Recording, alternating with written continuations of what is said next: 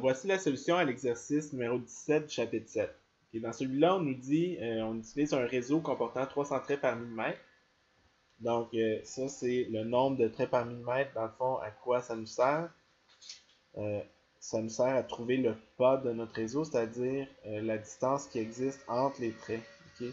Donc, si on dit que c'est 300 traits à chaque millimètre, ça veut dire que la distance qui sépare deux traits, c'est 1 sur 300e en millimètres. Donc, ça donne 0,300, pardon.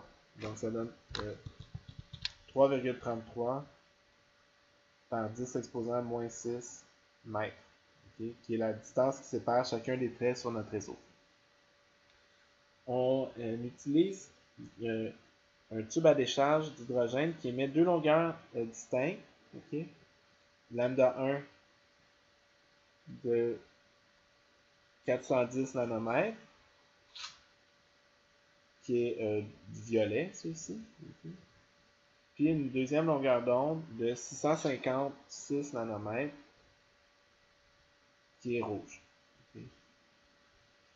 Puis on nous demande de trouver la séparation angulaire entre les maxima principaux pour ces deux longueurs d'onde-là, au premier et au deuxième ordre. Qu'est-ce qu'on veut dire par là? Okay. Ben, on sait, okay, c'est quoi la relation qui nous donne la position des maximums pour un réseau? Ben, c'est la relation d sin θ est égale à m fois lambda. Okay? Donc, déjà en partant, ça veut dire quoi ça en français? Encore une fois, ça veut dire qu'à différentes longueurs d'onde correspondent différentes positions sur mon écran. Okay? Pour les maximums. Donc, ça veut dire aussi que quand m est égal à 0, ben, sin θ est égal à 0, peu importe lambda. Donc, ça veut dire que à 0, je vais avoir à la fois, par exemple, la bande violette et la rouge. Okay? Puis, que si je regarde, par exemple, au premier ordre, comme la longueur d'onde violette est plus petite que la rouge, ben, l'angle va être plus petit. Donc, je vais trouver, par exemple, la première... Oups, elle n'est pas de la bonne couleur. Les franges, par exemple, violettes vont être relativement rapprochées. Okay? Pendant que les franges rouges, elles, vont être un peu plus espacées. Okay?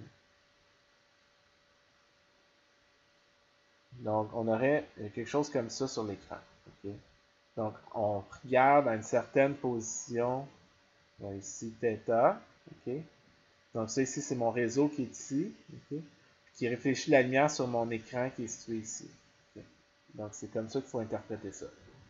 Nous, on nous demande la séparation angulaire au premier ordre. Ça veut dire, dans le fond, qu'on cherche à trouver...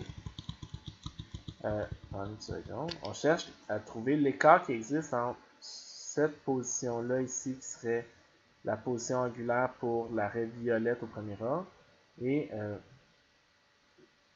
la position ici pour le rouge, c'est celle-là. Donc, on cherche l'angle ici entre les deux. Okay? Donc, je vais devoir calculer la position du maximum du premier. Okay? Donc, je vais calculer pour le violet la position du maximum d'ordre 1 pour le violet va être égal à 1 fois la longueur d'onde violette.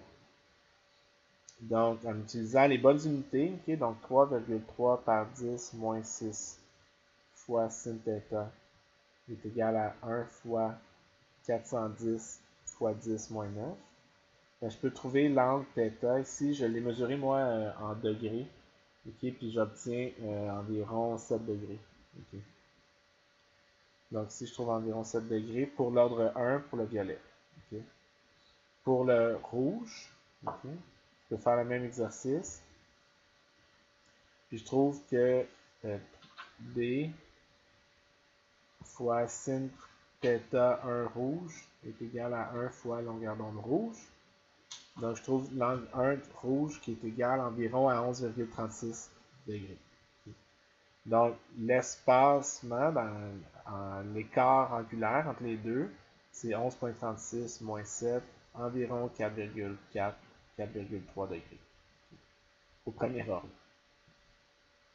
On peut faire le même exercice au deuxième ordre, donc je trouve l'angle 2.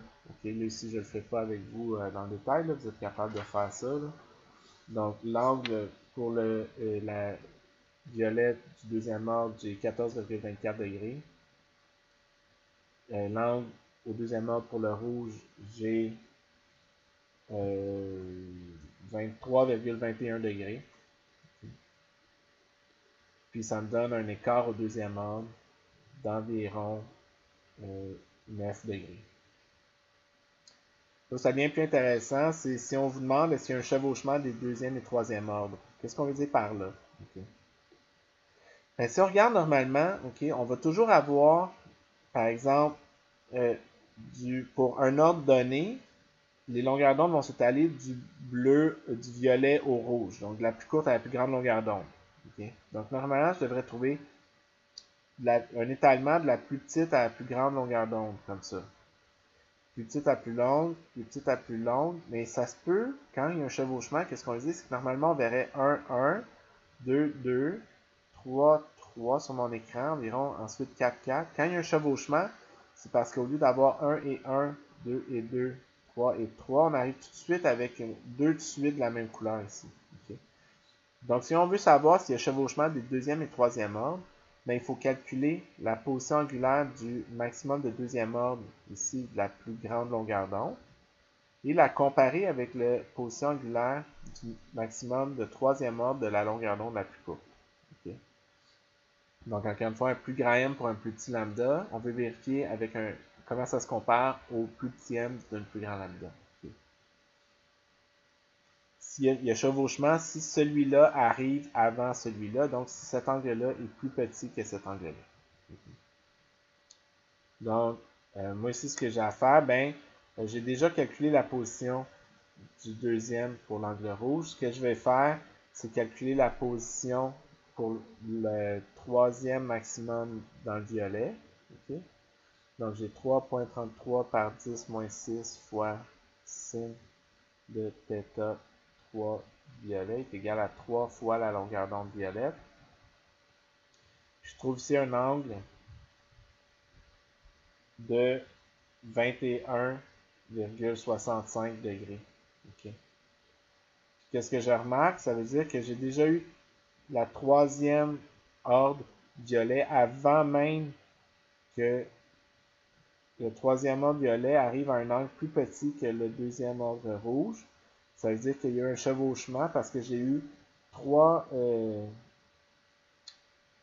maximums violets avant même qu'il y ait eu un deuxième maximum dans le rouge. Donc c'est ça qu'on entend par chevauchement ici.